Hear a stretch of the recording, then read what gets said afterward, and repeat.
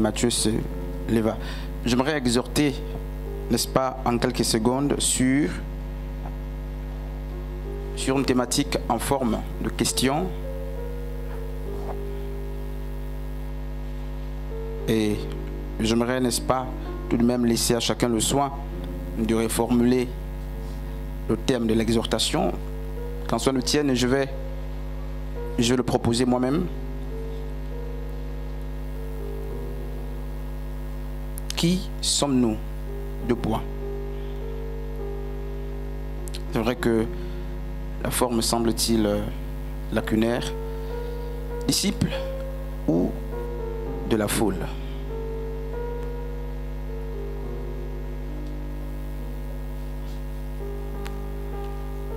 Je vais mieux dire, qui suis-je? Disciple ou de la foule?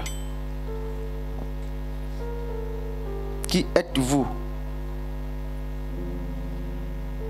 Disciple ou gens de la foule?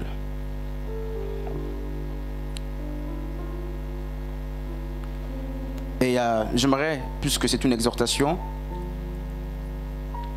aller très vite, préciser que Dieu ne cherche pas la foule.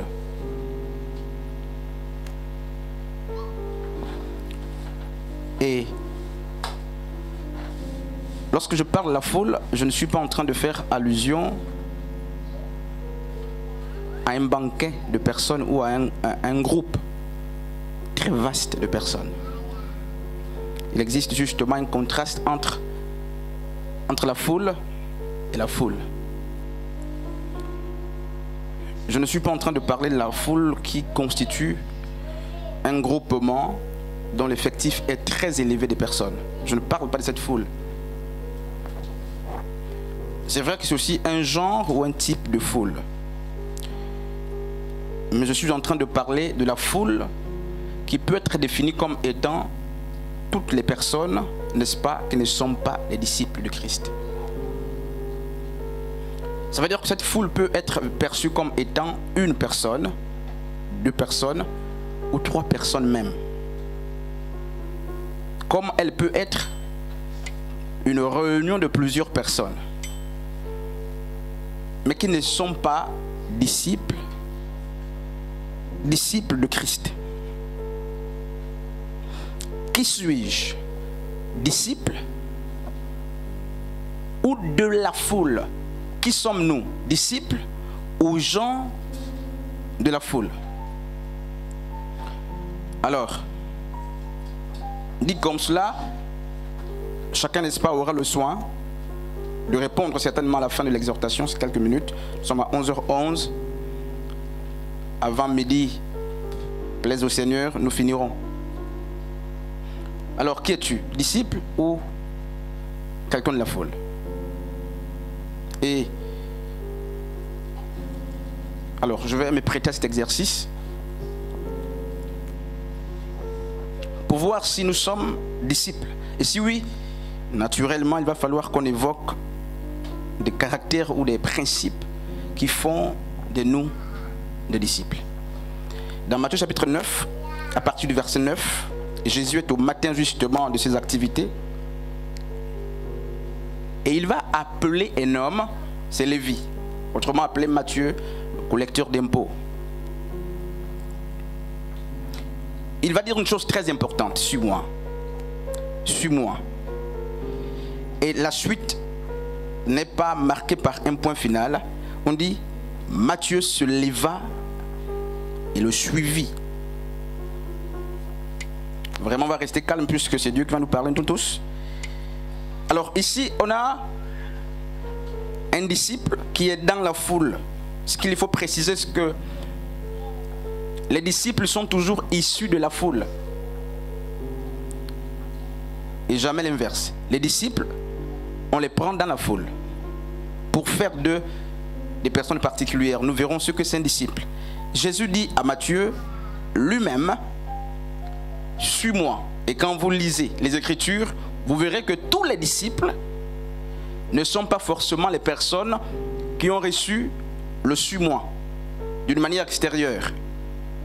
Le suis-moi peut être interne. Le suis-moi peut venir justement par une vision que vous aurez reçue. Le suis-moi peut être à l'issue de l'écoute d'une prédication. Le suis-moi, vous pouvez l'écouter, n'est-ce pas, d'une manière audible. Le suis-moi aujourd'hui, on l'écoute par la parole de Dieu, par les prédications, par les témoignages, ou du moins l'Esprit de Dieu lui-même parle à notre cœur et il dit, ben, suis-moi. Mais ici, Matthieu, puisqu'il était témoin oculaire de la personne de Christ, il a entendu, suis-moi, il fait partie des disciples qui ne se sont pas levés pour justement aller eux-mêmes, ou du moins il ne fait pas partie des disciples qui ont reçu un appel d'abord intérieur. C'est Christ qui dit suis-moi d'une manière audible, il écoute, il voit la personne qui l'appelle. Et la Bible dit, Matthieu se leva et le suivit. Il semble que Matthieu était assis. C'est d'ailleurs précisé.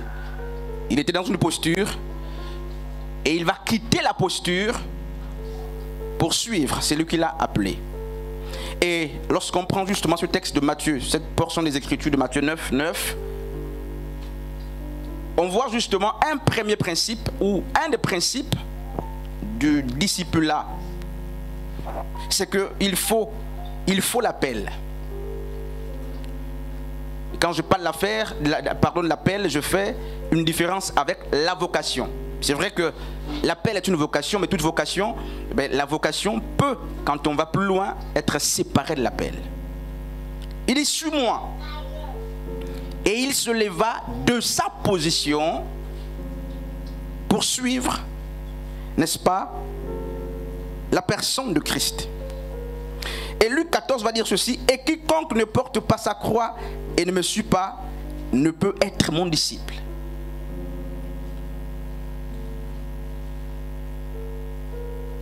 Quiconque ne porte pas sa croix et ne me suit pas, ne peut pas être mon disciple.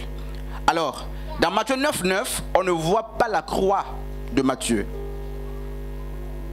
Dans Matthieu 9, 9, on voit Matthieu qui suit. On ne voit aucune croix.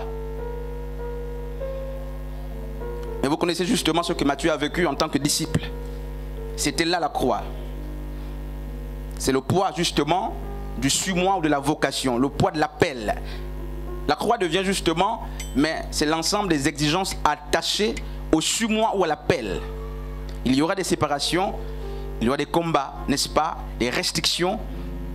C'est ça la croix.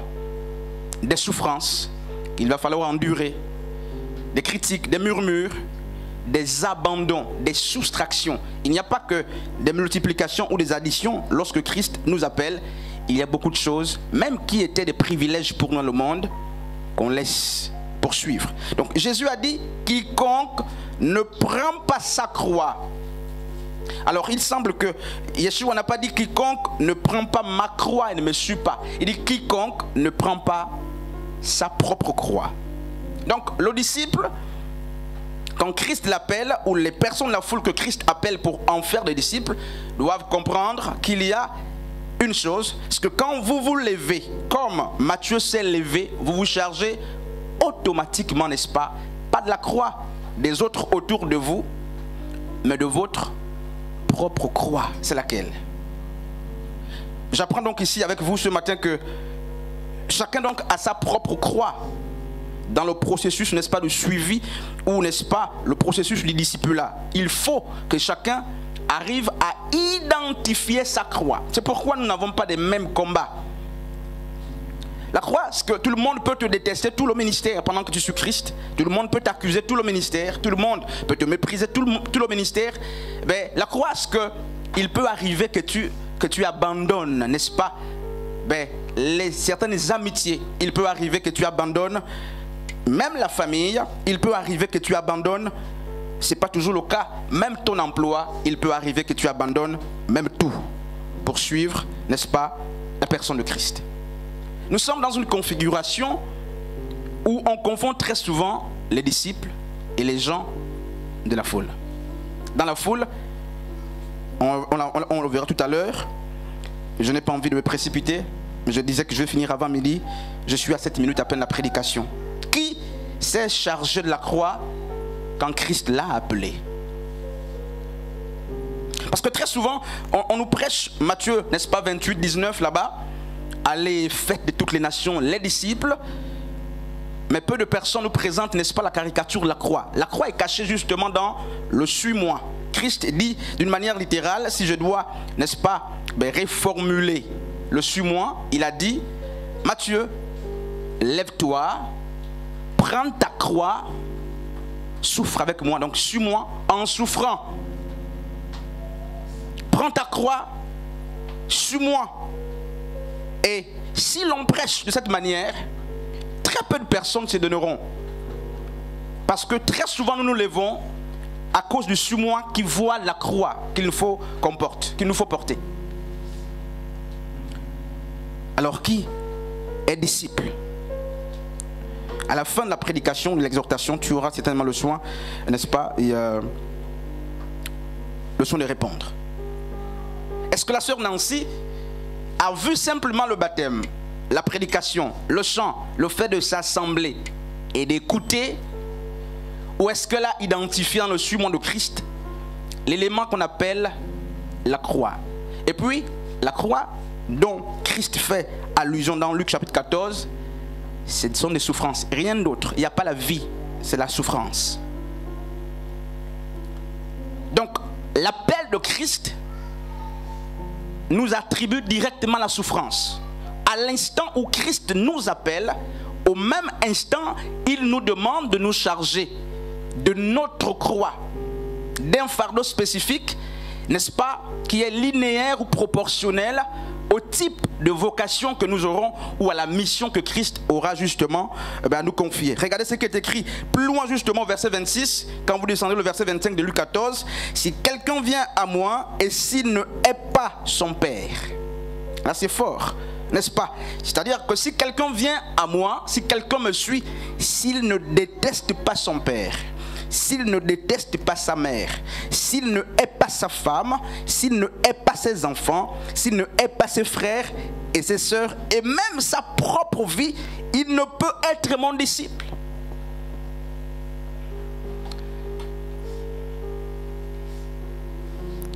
Et là, cette version est très forte.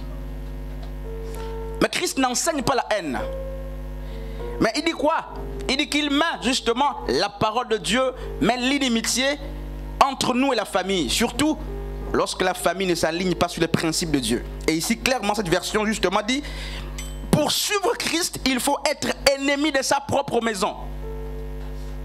C'est ce que ma Bible me dit. Parce que la maison, n'est-ce pas, n'est pas appelée forcément comme nous pour comprendre les exigences qui seront attachées à notre appel ou à notre marche. Si quelqu'un vient à moi et s'il ne hait pas son père, sa mère, sa femme, ses enfants, ses frères et ses sœurs et même sa propre vie, il ne peut être mon disciple. Alors, on nous apprend justement qu'il y a l'abandon, il y a le détachement. Surtout, il faut qu'on se détache. Ici, ce n'est pas des ennemis, ce ne sont pas des ennemis qui sont présentés. La Bible dit, j'ai lu et nous avons entendu, on peut vérifier, nous aurons pour ennemis, lorsque nous sommes appelés à suivre Christ, les gens de notre propre maison. Et puis j'aime vraiment cette version. Et le verset 27 justement de Luc chapitre 14, il dit, et quiconque ne porte pas sa croix, il répète encore, et ne me suit pas, ne peut être mon disciple. De grandes foules faisaient route avec Jésus, il se retourna et leur dit. Là c'est la foule justement qui suivait Christ, et tout ce qu'on vient de lire, c'est la prédication de Christ à l'endroit de la foule qui voulait le suivre, ou du moins qui le suivait. Il dit, je ne cherche pas la foule. C'est la foule qui le suivait, mais il aborde la notion de disciple. Jésus donc ne cherche pas les gens qui le suivent. Dieu ne cherche donc pas les gens qui le suivent. Sinon, il n'aurait pas dit à la foule, si quelqu'un n'est pas son frère, qu'il ne déteste pas sa famille, ne fait pas ceci ou cela, il ne peut être mon disciple. Donc Christ était en train de dire à la foule que je cherche non pas la foule, Mais je cherche des disciples. Mais les conditions justement sont ici. C'est la croix. Et haïr sa famille ou se séparer de la maison selon que Dieu le veut, c'est aussi la croix qu'il faut porter. Ce message justement n'est pas orthodoxe. On ne l'a pas présenté comme cela aux gens. Ce ne sont pas donc, n'est-ce pas, des nouvelles guerres. Christ s'adresse à la foule. Il semble qu'il est à l'extérieur. Et très souvent, nous sommes aussi obscurcis au niveau de l'intelligence, au point qu'on croit que l'Église est constituée des disciples de Christ. Et nous avons parfois fait l'erreur de ne plus prêcher dans l'Église, mais seulement d'enseigner. Alors que rien ne nous garantit qu'il y a là forcément des disciples. Alors qui est disciple? Comment être disciple? Et pourquoi être disciple? Qui est disciple?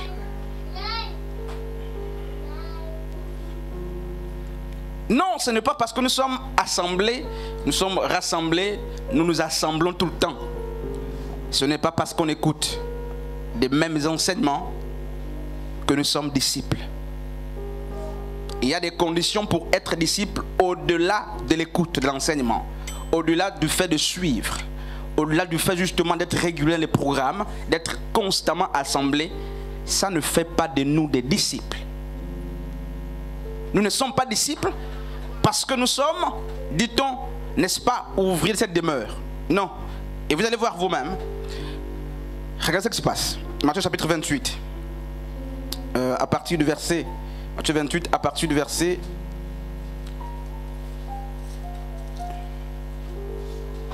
19.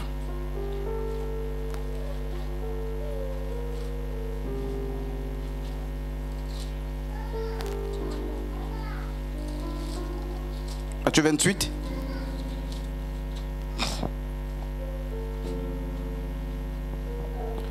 Je vais lire. Allez.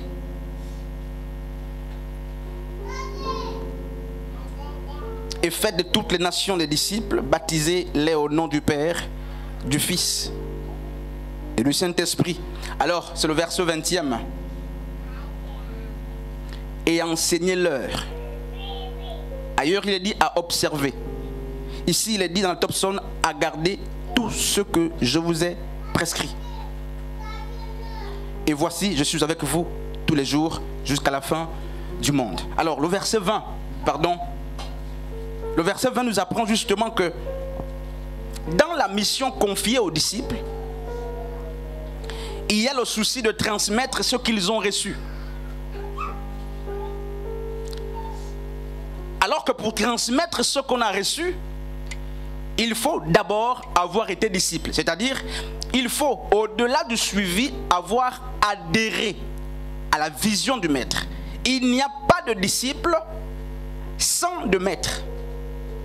Et il n'y a pas de disciple sans instruction. Ça n'existe pas. C'est-à-dire sans enseignement.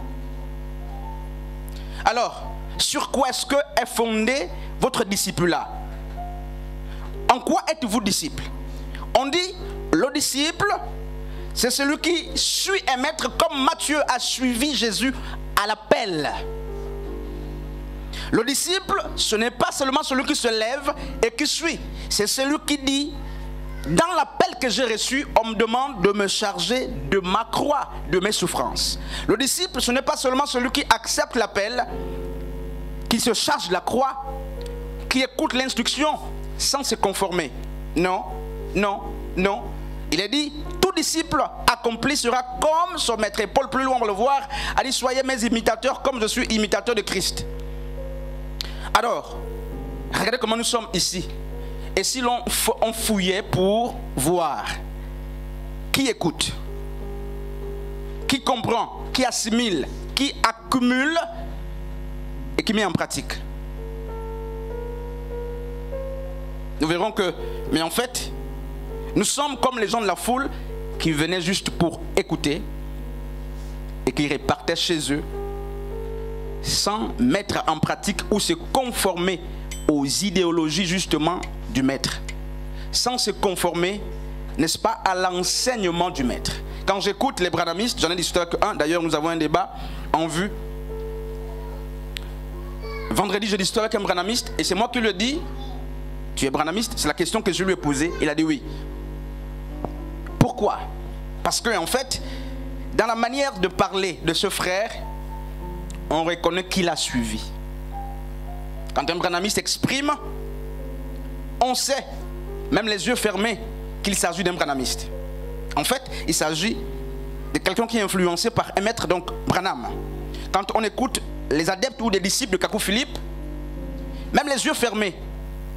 Et j'aime ces gens justement parce qu'ils sont des modèles. Lorsqu'on parle des caractères des disciples, ce sont des vrais modèles. Quand vous écoutez un adepte de Kakou Philippe, même les yeux fermés, vous savez qu'il s'agit, n'est-ce pas, d'un adepte de Kakou Philippe.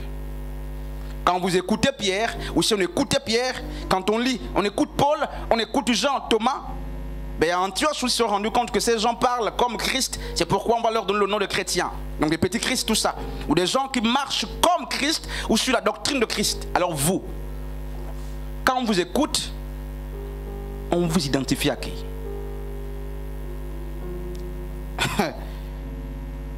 Oui, les chrétiens, justement, d'après les actes des apôtres, on va le lire, c'est les païens qui donnent le nom chrétien, dit-on, aux chrétiens, aux disciples de Christ, parce que leur conduite, leur manière de faire était similaire aux personnes justement qui sortaient de l'école de Christ.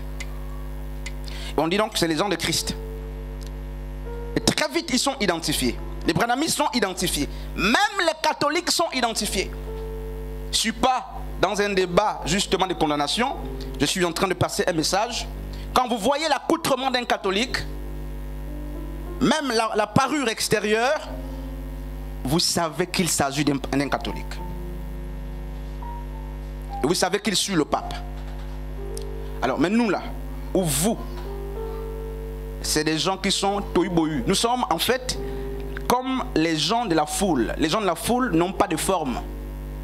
Les gens de la foule n'ont pas de ressemblance spécifique. Ils ont plusieurs visages. Un visage de caméléon, c'est du n'importe quoi, comme les quatre vivants. Comme un visage de l'homme, de l'aigle, du bœuf. Parce que c'est les gens de la foule. On ne peut pas les attacher à une école ou à un maître. Non, frères et sœurs. Alors je nous pose simplement cette question. Lorsque tu te regardes dans ta manière de faire, de vivre, de pratiquer, alors tu t'identifies à qui? Même les gens à qui vous vous identifiez refusent.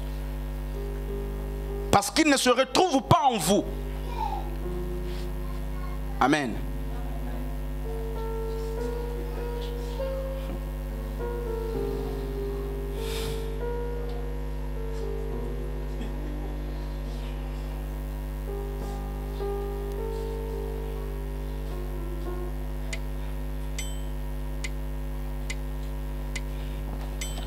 C'est-à-dire que lorsque la sœur Edna dit « Je m'identifie au pasteur Frédéric », le pasteur Frédéric dira non, parce que ce que tu dégages ne sort pas de moi. Vous voyez? Nous sommes à ce niveau où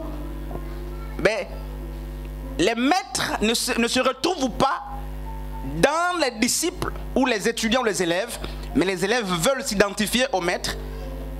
Ça ne passe pas. Ce n'est pas une course, n'est-ce pas? Ce n'est pas une guerre. Lorsque Moïse sort de l'Égypte, il court dans le désert. Lorsque les filles de Jéthro l'ont vu, la Bible dit qu'ils sont partis dire à leur père: nous avons vu un Égyptien, à cause de l'accoutrement. Frères et sœurs, et Pierre, lorsqu'il a régné le maître, la Bible dit que les gens l'ont reconnu. Comment? L'attitude de Pierre, le langage de Pierre amène les gens à dire: n'es-tu pas? N'est-il pas? Ne t'est-il pas? N'est-ce pas toi qui étais aussi suiveur de Jésus-Christ? Parce que le monde, en nous observant, peut nous attribuer des maîtres. Le monde, en nous observant, peut nous aider à comprendre si nous sommes disciples de quelqu'un ou de quelque part. Sans qu'on ne le porte sur un habit, sans qu'on ne se le réclame, les hommes qui nous observent comme Antioche, les gens d'Antioche ont observé les disciples, ils peuvent dire: vous êtes des charnels, vous êtes des disciples, ou du moins, vous êtes les gens de la foule.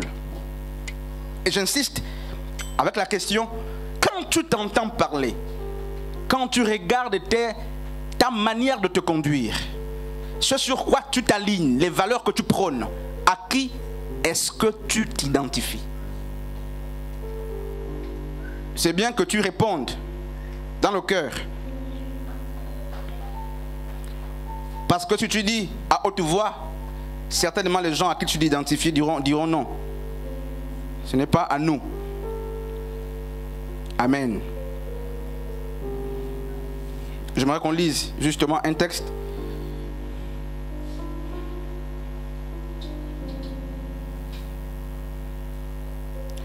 Nous sommes justement dans Luc chapitre 6. À partir du verset 40. Juste le verset 40e, pardon. Luc 6, le verset 40. Je vais dans la Sainte Bible cette fois-ci. Le disciple n'est pas plus grand que son maître. Mais tout disciple accompli sera comme son maître. Alors, qu'est-ce que Luc 6 nous apprend? Il dit, le disciple n'est pas plus grand que son maître. Ça c'est un repère. Le deuxième, il dit, mais le disciple accompli sera comme son maître. Il ne sera pas le maître de son maître, mais il sera comme son maître. Mais au départ on dit le disciple n'est pas plus grand que son maître. Je n'ai pas envie de m'asseoir sur ça. C'est la deuxième partie qui m'importe. Mais tout disciple accompli sera comme le maître. Or, devenir comme le maître, c'est ressembler au maître, se faire ce que le maître fait, faire comme le maître fait. Et, n'est-ce pas, cela aura des répercussions. Pourquoi? Les valeurs que les maîtres ou la parole de Dieu, n'est-ce pas, nous donnent, lorsque les maîtres nous les transmettent, qu'est-ce qui se passe? Quand on dit vous serez comme le maître, ça veut dire quoi? Mais en fait, vous ressemblez au maître dans les valeurs qu'il a prônées, mais en même temps vous jouissez des bénéfices attachés à l'instruction qu'il a donnée.